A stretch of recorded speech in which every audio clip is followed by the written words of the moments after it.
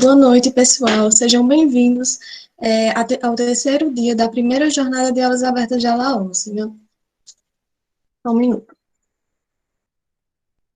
Meu nome é Érica, eu sou uma das ligantes da Laos, juntamente com Caio e Rosimar. A gente vai apresentar um pouco para vocês sobre o AVC, certo? Então, para introduzir esse tema, a gente vai falar sobre as estruturas e funções do córtex cerebral, que é o mapa de Brodmann, e também sobre a vascularização encefálica. Então, o mapa de Brodmann, ele divide o córtex cerebral em algumas áreas de acordo com suas funções. Aí vocês me perguntam, mas Eric, o que isso tem a ver, qual a relação disso com o AVC? É o seguinte, quando o paciente tem um AVC em uma determinada área do cérebro, que vai atingir uma área do córtex cerebral, a gente vai saber o que é que o paciente vai sentir de acordo com a área afetada. Ou seja, se ele afeta a área motora primária, a gente vai saber que a função dessa área vai estar deficitária, certo? Então, a gente vai começar aqui com a primeira área, certo? Que é a área somatosensorial primária, que é composta aqui pelos números 1, 2 e 3, certo? Ela está localizada no giro pós-central, e ela é onde a gente vai ter o homúnculo sensorial. Ela é responsável por interpretar, certo? As sensações gerais do corpo. A área de número 4, que é a área motora primária, ela é responsável por ativar os músculos para desenvolver determinado movimento. Ela está localizada no giro pré-central, que é à frente da área somatosensorial primária, ou seja, elas duas são separadas pelo sulco central, que é esse sulco aqui em vermelho. E é nela que a gente também encontra o homúnculo motor, que a gente chama de homúnculo de Penfield. Na área associativa somatosensorial, que é composta por essas 5 e esse número 7 aqui, ela é responsável por integrar as diversas sensações de um dado momento, certo? Então, a área somatosensorial primária, ela vai ser responsável por interpretar, e quem vai integrar as diversas sensações vai ser a associativa somatosensorial. A área pré-motora, que é a de número 6, certo? Que é essa daqui. Ela, na vista medial, ela é chamada de área motora suplementar. Ela é responsável pelo planejamento motor e também por modular e estimular a área motora primária, certo? Essa modulação e essa estimulação é por quê? Porque quando a gente tem um movimento muito complexo, muito elaborado, a gente precisa de um planejamento antes para depois estimular a área motora primária a ativar os músculos para desenvolver esse movimento. A de número 8, certo? Que é a área dos campos oculares frontais, é responsável pela varredura ocular e pelos movimentos oscilatórios dos olhos, certo? Além disso, essa área estabelece circuitos neuronais, tanto com o lobo occipital quanto com o cerebelo. Com o lobo occipital vai estar relacionado com a visão e com o cerebelo vai estar relacionado com a coordenação dos movimentos. No córtex pré-frontal, certo? Que é esse daqui, 9, 10 e 11, vai estar responsável pela modulação do comportamento, tanto psicológico como social, como emocional, e também está relacionado com a memória operacional, que é aquela do raciocínio lógico, da resolução de problemas. A área 18 e 19, aqui, é a área associativa visual. Ela vai estar relacionada com a visão das imagens de forma nítida, é a nitidez. Nessa área aqui, 22, é a área associativa auditiva, certo? Que é onde a gente vai organizar as ideias que estão sendo escutadas. Na área auditiva primária, que é aqui 41 e 42, a gente vai ter onde a informação auditiva chega primeiro para ser interpretada. E, por fim, a gente vai ter essas duas áreas, de Wernicke e Broca, que são as mais conhecidas, certo? São as áreas da linguagem. A área de Wernicke, ela é a área sensitiva da fala, e a de Broca é a área motora da fala. Essas duas áreas têm como hemisfério dominante o esquerdo, certo? Então, a área de Wernicke, ela é responsável pela compreensão tanto da linguagem escrita como da linguagem falada. Já a área de Broca, ela é responsável pela concretização da execução da fala. A de Wernicke também ela é responsável pelo conhecimento, associação e interpretação de informações, certo? Então, a área de Wernicke, ela vai estimular a área de Broca, que vai mandar estímulos para a área motora primária para ativar os músculos da fala. Mas aí, como eu falei, a gente precisa ter um planejamento motor quando essa fala for complexa, for elaborada, a gente precisa estimular a área pré-motora e a área motora suplementar para que haja esse planejamento, para só depois ativar a área motora primária, certo? E aí, a gente percebe que tanto a área de Verne que a área de Broca, elas estão interligadas. Isso se dá devido a uma associação neuronal estabelecida entre essas áreas, que é chamada de fascículo arqueato. Então, era isso que eu queria transmitir para vocês sobre o mapa de Brodmann. E agora eu passo a palavra para a Rosimar, que vai apresentar para vocês um pouquinho sobre a vascularização encefálica.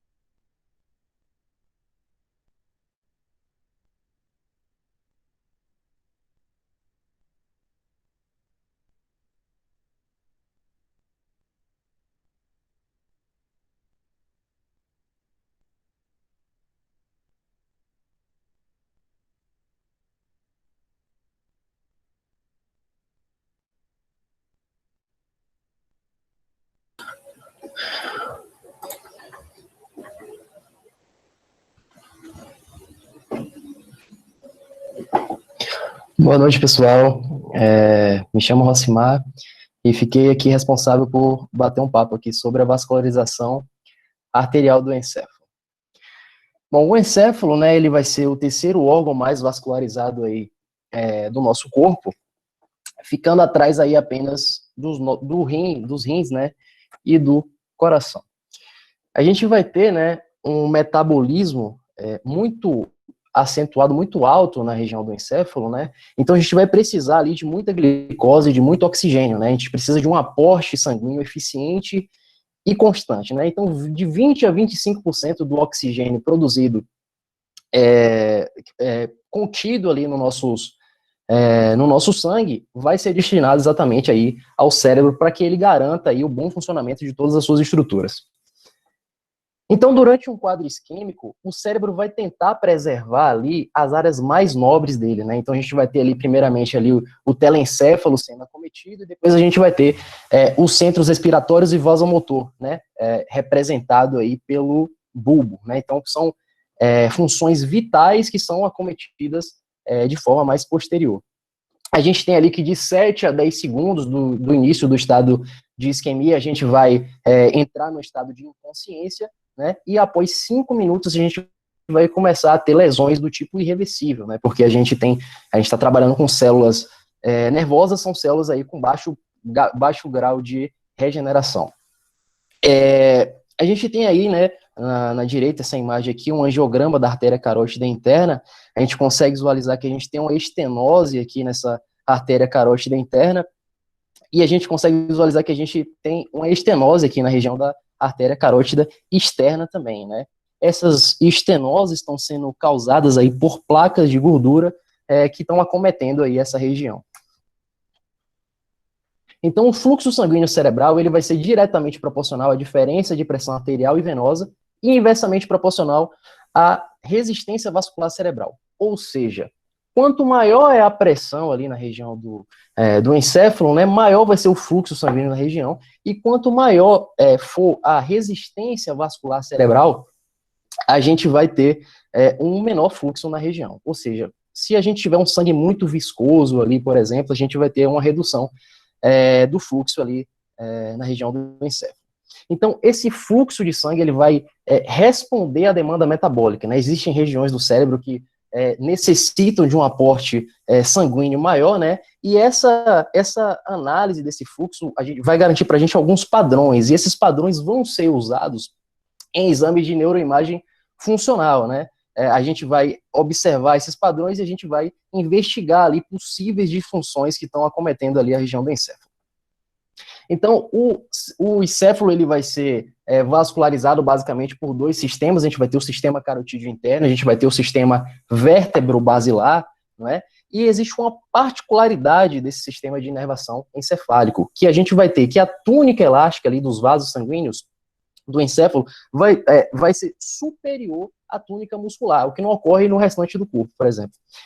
E essa variação, essa diferença, né, da arterial, tem o objetivo, né, de amortecer a pressão sistólica. A gente tem ali também as tortuosidades, a gente tem vasos muito tortuosos ali na região do encéfalo, que também vão favorecer esse amortecimento, assim como o espaço perivascular, que vai ser uma projeção ali do espaço subaracnoide, que também vai favorecer esse amortecimento, esse tombo da pressão sistólica aí, na região do cérebro. Então, falando aqui de anatomia, né, eu falei que a gente tem dois sistemas, o sistema carotídeo interno e o sistema vértebro-basilar. O sistema carotídeo interno vai ser composto aqui, a gente tem a artéria carótida a artéria carótida comum, né, saindo aqui do tronco braquiocefálico. Ela vai chegar aqui a nível do ângulo da mandíbula e vai se subdividir em artéria carótida externa e artéria carótida interna. Ela vai continuar subindo, vai chegar no osso temporal e vai adentrar ali o canal carótico, né? E ao adentrar o canal carótico, ela vai atingir ali a região do seio cavernoso, onde ela vai percorrer ali em trajeto de S, né, que a gente vai chamar de sifão carotídeo. Então, vou dar um zoom aqui nessa região. A gente tem aqui o sifão carotídeo, né, e aqui ela vai mandar alguns ramos, o ramo comunicante posterior, a gente vai enviar aqui a artéria oftálmica, né, a gente vai ter aqui a artéria cerebral média, a artéria cerebral anterior, que já estão ali perfurando ali as meninges, né. E essa artéria cerebral anterior, ela vai se comunicar ali, o lado direito e esquerdo dela ali, com a artéria comunicante anterior. E juntos ali, esse sistema vai formar ali o polígono de Willis, que a gente vai conversar um pouco mais na frente. Além, eu acabei de falar sobre o sistema carotídeo interno, né, e a gente também tem um sistema vértebro-basilar. Então, a gente tem aqui a artéria subclávia vai enviar a artéria vertebral, e a nível ali da sexta ou da sétima vértebra, existe uma diferença anatômica, é mais comum de que se seja na sexta, a gente vai ter a passagem ali pelos forames vertebrais, né, vértebras cervicais dessa artéria. Ela vai subir, vai passar ali por axis, por atlas, vai chegar ali na região do forame magno, vai se anamostosar ali na região do sulco bulbo pontino, vai participar da formação da artéria basilar, e a artéria basilar vai lançar as artérias cerebrais posteriores. A artéria cerebral posterior se comunica com o sistema carotídeo interno por meio da artéria comunicante posterior, como a gente já falou anteriormente. A gente tem aqui um esquema, né, de toda essa irrigação. A gente vai ter aqui a artéria aorta, né, o arco aórtico, a gente vai mandar aqui a artéria carótida comum, a artéria carótida comum vai se subdividir aqui em artéria carótida externa e interna, ali a nível do ângulo da mandíbula, ela sobe e chega ali na região do canal carótico, né, do osso temporal, vai fazer o sifão, vai mandar a artéria oftálmica, a artéria comunicante posterior e a artéria cerebral média e artéria cerebral anterior, que vão se comunicar ali por meio do ramo comunicante anterior. A gente tem aqui o sistema vértebro-basilar, né? A gente tem aqui a artéria vertebral, né? Essa artéria vertebral vai chegar aqui nessa região, vai enviar a artéria espinhal anterior, que vai participar da irrigação da região anterior da medula, e a gente também vai lançar ali a artéria cerebelar posterior inferior, né? Que, como o próprio nome já diz, ela vai irrigar a região póstero-inferior ali do cerebelo. Aqui a gente tem o polígono de Willis, né? A gente tem as artérias vertebrais aqui se anamostosando a nível ali do sulco bulbopontino, vai ser formada aqui a artéria basilar, e aqui a gente tem alguns ramos, a gente tem a artéria cerebelar inferior anterior, participando da irrigação inferior, anterior e lateral do cerebelo. A gente tem a artéria do labirinto, né, que vai garantir a vascularização da orelha interna. A gente vai ter as artérias pontinas, né, que vai passar ali pelas estriações transversais da ponte, vai garantir a irrigação daquela região. A gente vai ter a artéria cerebelar superior, que vai irrigar ali a região anterior do cerebelo. Aí a gente vai ter a artéria cerebral posterior, que vai se comunicar aqui com o sistema carotídeo interno por meio da artéria comunicante posterior e vai fechar aí junto com a artéria comunicante anterior, o polígono de Willis, né? Aqui a gente também tem a artéria oftálmica, que vai fazer a irrigação ali do bulbo do olho, e a artéria corióide anterior, que vai participar ali da irrigação do diencéfalo. Então, as artérias comunicantes, a gente já falou da artéria comunicante anterior, da artéria comunicante posterior, em condições fisiológicas, essas artérias vão funcionar de forma muito tímida, né? E já em condições patológicas, a gente vê um funcionamento mais ativo dessas artérias. Então, por exemplo, numa situação de obstrução da artéria cerebral anterior, a gente vai ter uma seção ali do fluxo para essa região, do fluxo sanguíneo para essa região. Então, quem vai garantir essa passagem do fluxo para essa região, quem vai tentar quebrar o galho ali vai ser a artéria comunicante anterior. Aqui ela vai tentar, por diferença de pressão, né, vai favorecer o fluxo de sangue ali que vai passar por ela. E a gente também vai ter, por exemplo, uma obstrução da artéria carótida interna, né, aqui o ramo comunicante posterior, né, vai tirar sangue aqui do sistema vértebro-basilar e vai enviar aqui para esses ramos mais terminais ali da artéria carótida interna.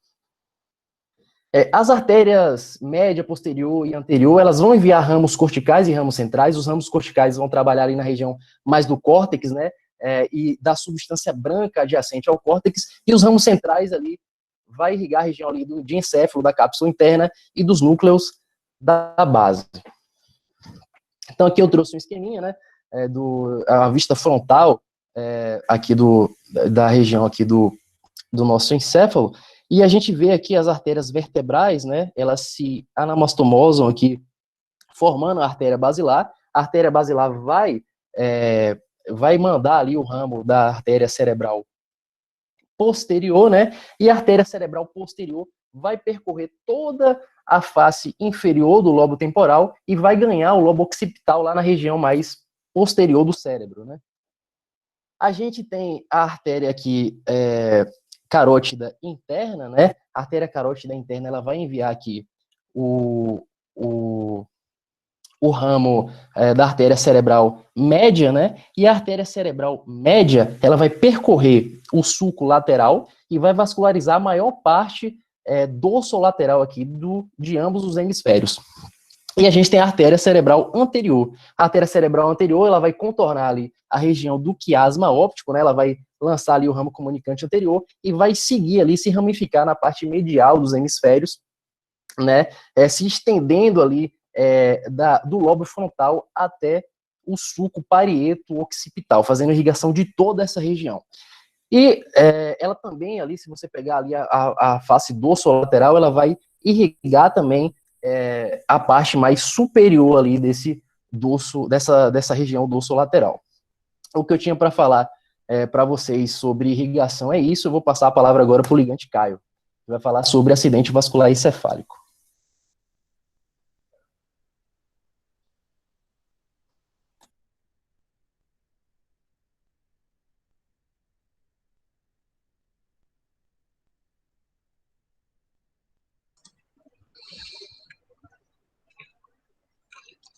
Boa noite, gente. Eu vou continuar a apresentação falando aqui um pouquinho sobre o acidente vascular encefálico. Atualmente, essa doença é a segunda maior causa de óbito no Brasil, segundo dados do Ministério da Saúde, e é também a segunda maior causa de óbito no mundo, segundo dados da OMS. Portanto, é de extrema importância que nós, como futuros médicos, tenhamos uma melhor compreensão dessa doença, porque com certeza será algo que nós vamos lidar pelo menos alguma vez na vida. Primeiro, vamos falar aqui sobre a definição. O correto é AVC ou AVE. A abreviação AVC, de acidente vascular cerebral, é um termo que já ficou consagrado pela grande população, pelas pessoas leigas, né, derrame também, só que ele restringe um pouco a doença, já que o cérebro, ele corresponde ao telencéfalo, que está aqui em vermelho, e ao diencéfalo. Contudo, o acidente vascular, ele pode acometer todo o encéfalo, compreendendo também o tronco encefálico e o cerebelo. Então, portanto, o termo mais técnico seria acidente vascular encefálico, porque abarca o cérebro, o tronco encefálico e o cerebelo. E o que é esse acidente vascular encefálico? É uma doença caracterizada por uma lesão encefálica secundária ao mecanismo vascular e não traumático, a qual apresenta instalação súbita de um déficit neurológico focal de rápida evolução. Ou seja, é uma lesão encefálica, uma lesão no encéfalo, que vai ocorrer após um problema vascular, que não é decorrente de trauma. Essa lesão encefálica, ela se apresenta de maneira súbita, de maneira aguda, com um déficit neurológico focal. E o que seria isso? Quando acontece um AVE, não serão todas as artérias do encéfalo acometidas de uma vez só. Uma artéria específica ali é que vai ser obstruída ou rompida. Essa artéria irriga uma região específica, também do encéfalo, que é responsável por executar uma ou algumas funções específicas, como aqui, ó, território de irrigação da artéria cerebral média em vermelho, da cerebral anterior em azul e da cerebral posterior em amarelo. Então, o déficit neurológico focal é um problema neurológico pontual, de uma ou algumas poucas funções, como, por exemplo, uma hemiparesia, que é a perda de força, ou uma paralisia parcial de um dos lados do corpo. Pode apresentar também uma hemihipoestesia, que é a diminuição ou perda da sensibilidade também de um dos lados do corpo. Disartria ou afasia, que são problemas relacionados à fala, relacionados à articulação da fala ou até à compreensão da fala. Ataxia ou alterações de campo visual. Esse AVE, o acidente vascular encefálico, ele pode ser de três tipos. Pode ser do tipo isquêmico, hemorrágico ou um aneurisma saculado. Antigamente, o aneurisma saculado era considerado um subtipo de AVE hemorrágico. Contudo, por algumas diferençazinhas pontuais, hoje ele é considerado um tipo próprio e já já nós vamos falar mais um pouquinho sobre ele. Vou iniciar aqui falando sobre o AVE isquêmico. Ele é causado por uma obstrução súbita do fluxo arterial encefálico. O tecido encefálico, para funcionar em condições fisiológicas, ele necessita de oxigênio e glicose. Então, a obstrução de alguma artéria que leva esses nutrientes para determinada região do encéfalo vai causar isquemia e consequente necrose. Essa obstrução ela pode ocorrer por diversas formas. Uma muito comum, primeiro fator de risco para o AVE isquêmico é a fibrilação atrial. Então, por exemplo, o indivíduo ele tem lá uma aterosclerose em algum dos grandes vasos. Uma fibrilação atrial pode fazer com que essa placa de gordura se solte desse grande vaso, suba até o encéfalo e obstrua uma das artérias que irrigam o encéfalo, causando um AVE isquêmico. Essa placa de gordura, ela pode se formar também diretamente na artéria cerebral, como um coágulo aterosclerótico, ou pode ser formado até um coágulo de sangue. Um dos fatores de risco também para o acidente vascular encefálico é hipertensão arterial, hipercolesterolemia, são doenças bem prevalentes na população. Portanto, esse tipo de AVE, ele é o que mais acontece, corresponde a cerca de 80% dos casos. E, geralmente, é convencionado que, após 24 horas de sintoma, ocorrendo isquemia aqui e consequente necrose do tecido encefálico, será considerado um AVE isquêmico, quando ocorre a obstrução do vaso. O que também pode acontecer é um AIT, que é um acidente isquêmico transitório, que é semelhante ao AVE, mas com uma diferença. O, o acidente isquêmico transitório, como o próprio nome diz, ele é transitório. Ele se resolve sozinho, sem necessidade de nenhuma intervenção. Ele apresenta a mesma clínica do AVE, só que os sintomas duram menos de 24 horas, geralmente 2 a 3 horas. E ele não deixa sequelas. Então, pode pensar, então esse aí é de boa, né? Pode ter. Não, ele é importante porque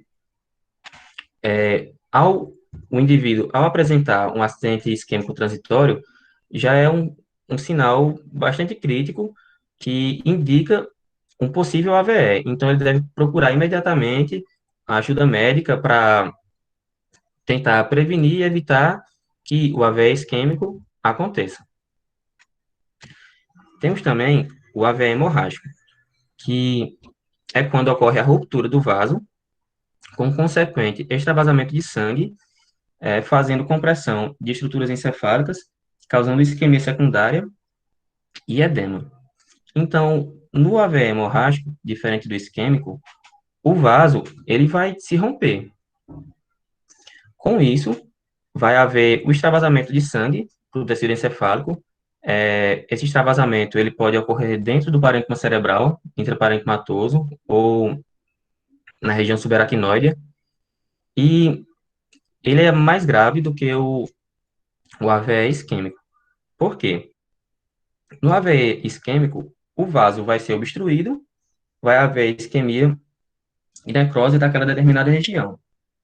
Já no AVE hemorrágico, o sangue, ao extravasar, ele vai aumentar a pressão intracraniana, o que vai trazer problemas secundários, como, por exemplo, o desvio do ventrículo lateral, por exemplo, da linha média, o que pode causar também uma hemorragia intraventricular. E esse AVE hemorrágico, ele passa por 4 fases. Primeiro é a fase aguda, que é quando a artéria se rompe e há o extravasamento de sangue. Isso dura mais ou menos 72 horas. De 72 horas até uma semana mais ou menos, vai haver a formação aqui do coágulo, que é essa região hiperdensa, aqui na terceira de crânio. E esse coágulo, ele é importante porque também pode trazer uma sequela secundária. Como assim? Ele pressiona as estruturas encefálicas e pode, por exemplo, comprimir um vaso. Então, o indivíduo teve ali o AVE hemorrágico, formou o coágulo, esse coágulo comprimiu algum outro vaso que estava sadio, essa compressão impediu a passagem do fluxo sanguíneo para determinada região e causou também um AVE isquêmico. Aí, de uma semana a um mês, esse coágulo vai ser absorvido, que é a fase isodensa, aqui é a fase aguda tardia, quando há a formação do coágulo. E, após um mês, vai haver necrose daquela região afetada, que é a fase hipodensa. Então, o AVE hemorrágico, ele corresponde a cerca de 15 a 20% dos casos de acidente vascular encefálico, mas ele é bem mais agressivo. E tem também, por fim, aqui, o aneurisma sacular.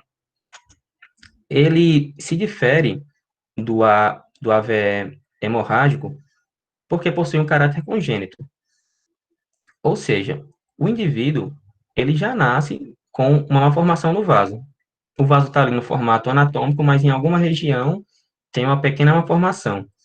E a depender dos hábitos de vida que aquele indivíduo leve, essa malformação, ela pode aumentar aqui e tomar esse aspecto de uma saculação, que pode se romper e causar também uma hemorragia no tecido encefálico. Ele também é bem agressivo, possui um índice de mortalidade de 40% e 20% de morbidade, que é quando o indivíduo sobrevive, mas permanece com sequelas. Aí, bem, nós já vimos a definição de AVE, os tipos, e agora vamos relacionar o que Érica e Rosimar disseram com a doença. Por quê?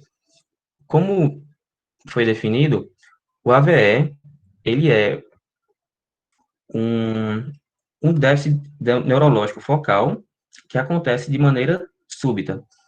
Ou seja, vai acontecer a perda de uma função em uma determinada região do cérebro de uma maneira súbita, e isso vai depender da artéria acometida. Como assim?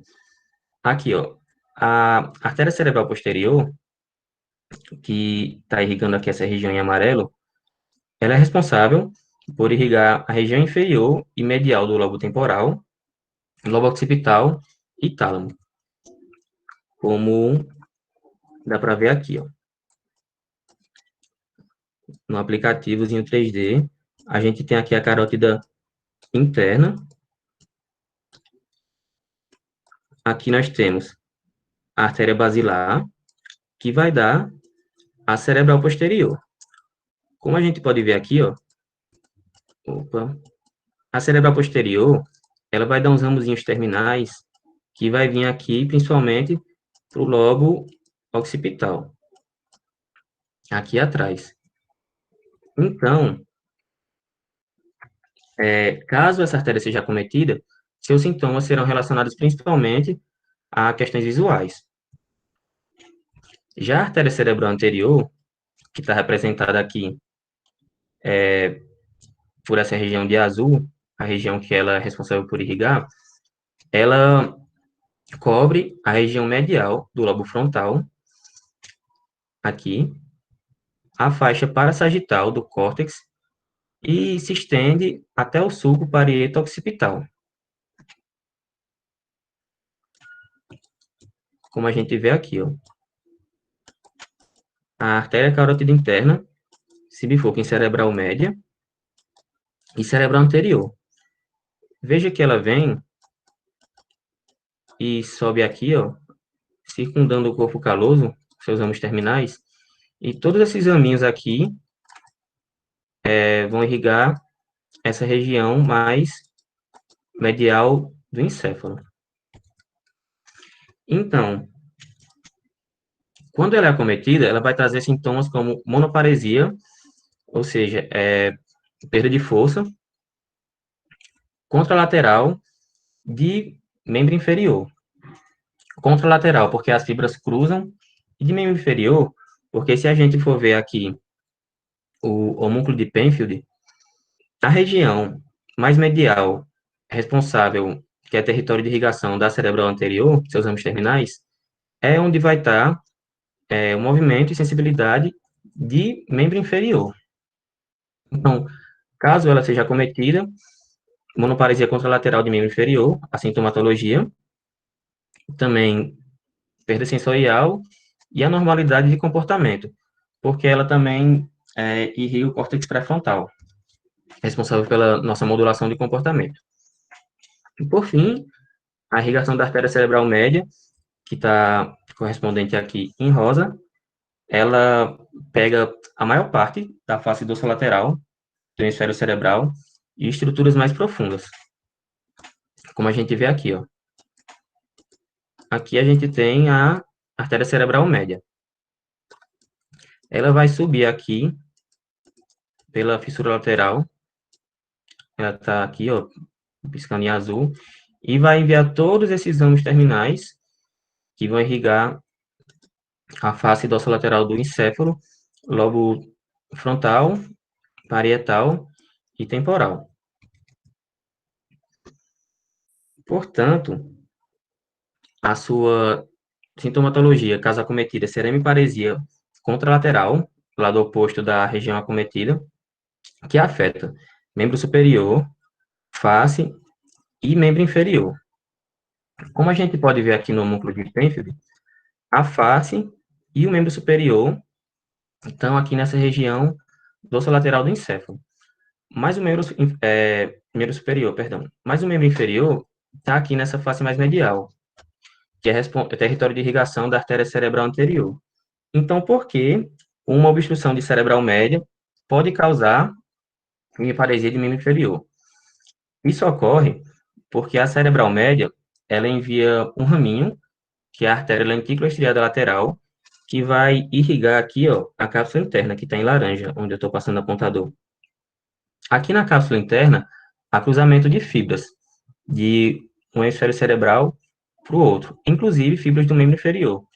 Então, caso a artéria ventrículo estriada lateral seja acometida num AVE, seja isquêmico ou hemorrágico, vai haver necrose da cápsula interna que vai acometer o membro inferior. Então, o sintoma de uma AVE de cerebral média será afetar a força e a sensibilidade, principalmente de membro superior, mas também pode pegar membro inferior.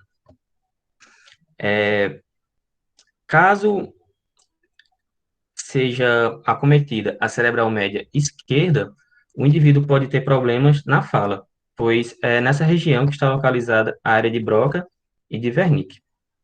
Um sintoma também bem característico de AVE de artéria cerebral média é a paralisia facial. Nesse caso, vai ser a paralisia facial central. Existem dois tipos de paralisia facial, a central e a periférica. A central é característica de AVE. Por quê? Pode ser que o neurônio motor superior seja acometido nesse AVE. Ele é responsável por mandar estímulos para o núcleo do nervo facial, que é dividido em dois: parte superior, que movimenta o terço superior da face, e parte inferior, que movimenta os dois terços inferiores da face. Caso o estímulo das fibras contralaterais não cheguem, vai haver estímulo apenas das fibras do mesmo lado do núcleo do nervo facial, do lado ipsilateral, que vai movimentar apenas a parte superior do núcleo desse neurônio, que está localizado lá na ponte, movimentando apenas o terço superior da face. Ou seja, o indivíduo que teve um AVE de cerebral média, que pegou o neurônio motor superior dessa região da face, ele vai movimentar o terço superior inteiro da face, contudo, vai ter paralisia dos dois terços inferiores do lado contrário de onde ocorreu a lesão. No caso desse homem aqui, dessa imagem, a parte inferior do lado direito está movimentando e a esquerda está parada. Ele provavelmente teve uma AVE de cerebral média direita. Isso é diferente da paralisia facial periférica, que nela, o núcleo do nervo facial, lá na ponte, ele para. Parando, o indivíduo vai ter paralisia total na face. Nesse caso, essa clínica não é de AVE. Bem, por fim, vou falar aqui um pouquinho sobre os exames de imagem. Como eu já disse, o indivíduo que teve um déficit neurológico focal de início súbito, nossa primeira hipótese diagnóstica é de AVE. Mas como é que a gente vai confirmar? Como é que a gente vai saber que é hemorrágico ou isquêmico? Através do exame de imagem. O padrão ouro, nesses casos, é a tomografia computadorizada de crânio, que vai apresentar uma pequena diferençazinha entre o isquêmico e o hemorrágico.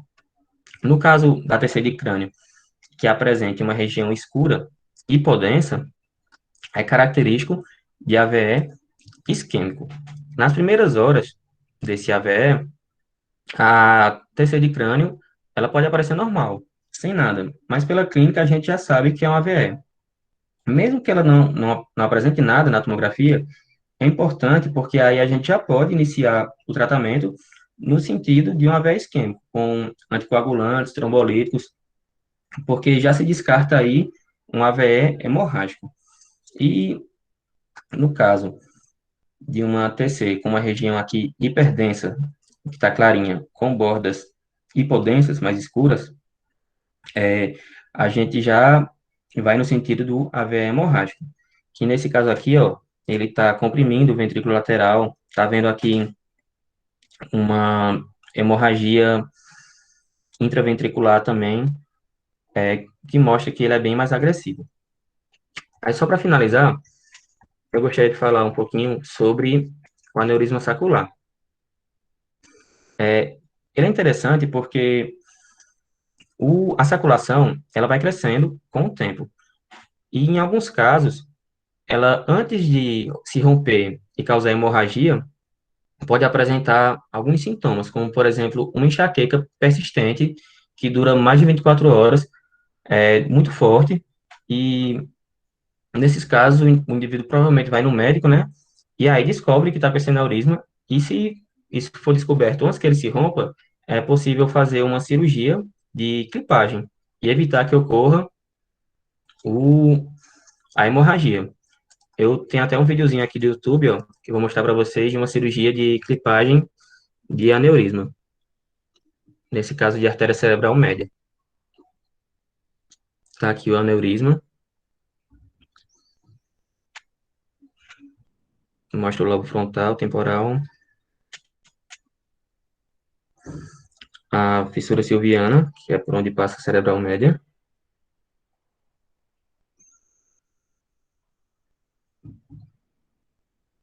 a dura mater,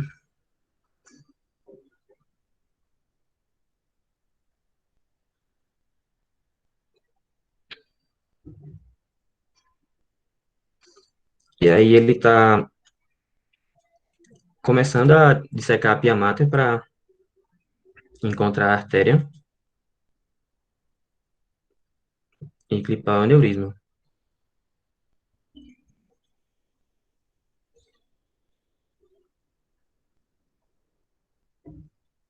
Como toda neurocirurgia de estruturas bem pequenas, a técnica aí mais apurada, ela leva a um sucesso maior da cirurgia.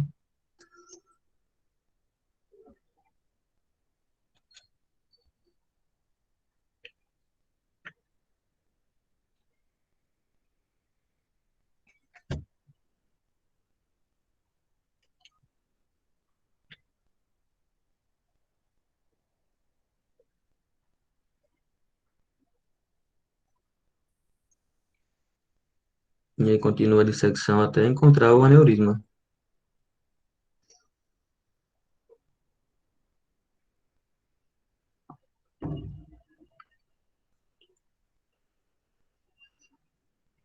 E aí tá ele.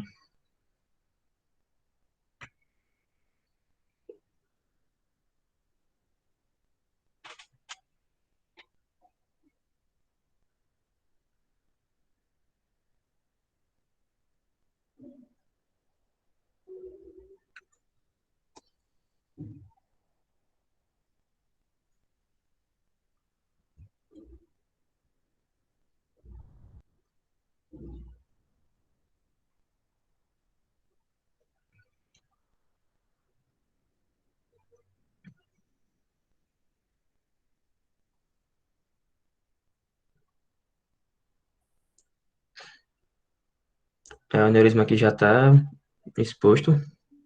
Agora ele vai clipar.